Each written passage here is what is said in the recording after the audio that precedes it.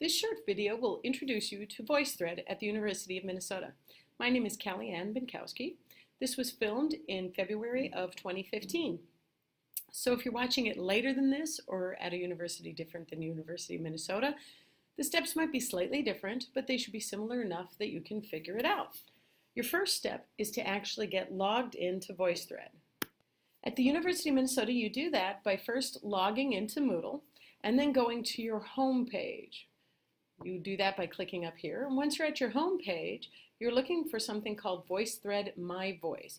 You'll probably only have to do this once, but you do need to do it the first time because this will generate your VoiceThread account for you. When you click on that VoiceThread MyVoice account, that actually takes you to your home page on VoiceThread once you've logged in. And there's lots of things that you can do on your home page. Up here in the upper right-hand corner, you can see there's information on your account, your identities, your display preferences, and groups and contacts. You can also sign out. Each of these are places where you can set settings. This is your recent activity. Here you can see things listed like they are right now, or you can put them in boxes so you can see them a different way. This allows you to change how they're sorted. You can browse world voice threads that have been made public. You can create your own voice thread.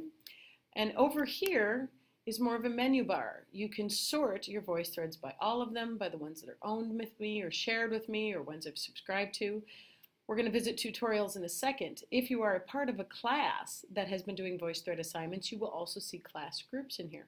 Let's go ahead and look at the tutorials, because if you're getting stuck figuring out how to use VoiceThread, one of these might be very helpful to you. Creating, sharing, doodling, and commenting. I'm actually going to go ahead and play the create one so that you can see how you create a voice thread very simply. To create a new voice thread, you just go to the top of the page and click on Create. And building your voice thread starts with adding your media, which you do by clicking Add Media, or just drag some files from your computer and drop them onto your web browser. While those are loading, I wanted to pause and show you here that this is the most important thing to get about a voice thread. You always start with some kind of media that you dump in the voice thread first.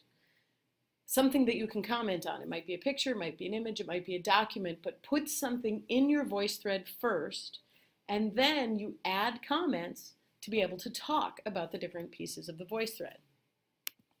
The files are going to process, and when they're done, you'll see their thumbnails appear, and you can then edit them or delete them, and you can even reorder them just by clicking and dragging them around. Once you've added all your slides, you then click on the comment button to open up the voice thread and begin recording your comments. So the key to this is to remember, add an image or something first, and then add comments to add your voice, your face to the images that you've uploaded.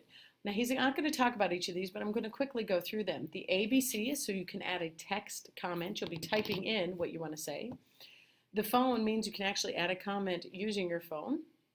This is a microphone that adds an audio only comment.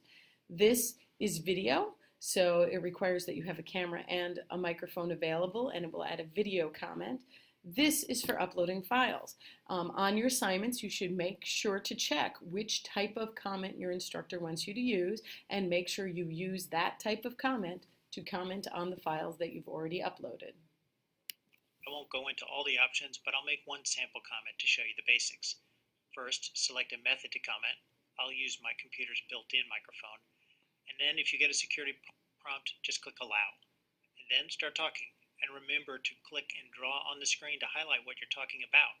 And you can even click over here down in the corner to go to other slides during your comment, moving from images to documents and other images. And you can even comment on videos, where you can play and pause the video to talk about different parts of it.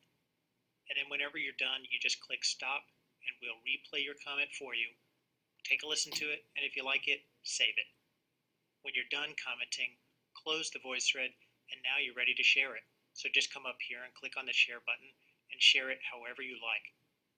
After you do that and you return to your VT homepage, you'll see your voice thread is there.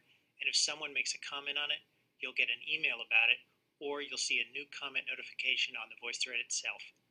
And remember, a voice thread is a living discussion space.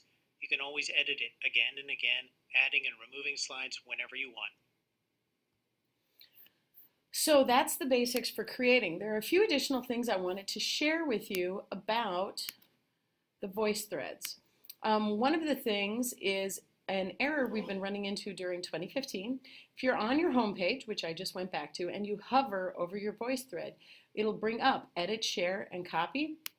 We're going to ask that when you do this, we're going to ask you to share by changing this to anyone can comment. However, do not publish it on the browse page, and do not share it with your class unless you were instructed to do so by your instructor. The last thing is to figure out how to actually submit these to an assignment that you have on your Moodle.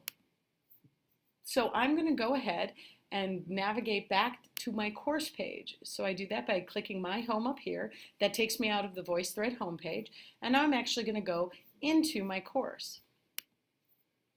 And in my course, I just have to navigate around until I find the VoiceThread assignment that I need. And then I can submit a comment. Oh, I wanted to actually back up here. I hit the wrong one.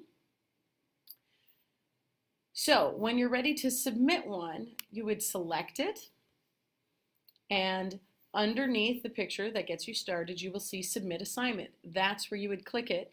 If your teacher instructed you to share it with the class, click there. If this is supposed to be an individual assignment only you are doing, don't click it, because then everybody will be able to see it. What we're asking you to do before you do this is click on Preview, and then go up here in the top corner. Hang on, I'll pause this for you so you don't have to listen to it. Up here in this corner, click on this, click on Share, and this is where you can change who has access and change it from private to anyone can comment. Do not check this. Then click Save, and it'll see that your settings are updated. I'm going to close out of this. And when I went to edit, it opened up a new window, a new tab for me. So I need to go back to my Moodle tab. So there's me back in my Moodle tab. So all I need to do, now that I've arranged the settings that I need to, all I need to do is click Submit Assignment, and it will be submitted. It may not show very easily for you that you've already submitted, but if you've already submitted one and you come back to test it, when you submit it a second time, you get this error because you've already submitted for this assignment. So this is how you can verify that your submit actually did go in. Well, good luck, and if you have any technical difficulties, please be sure to email your TAs.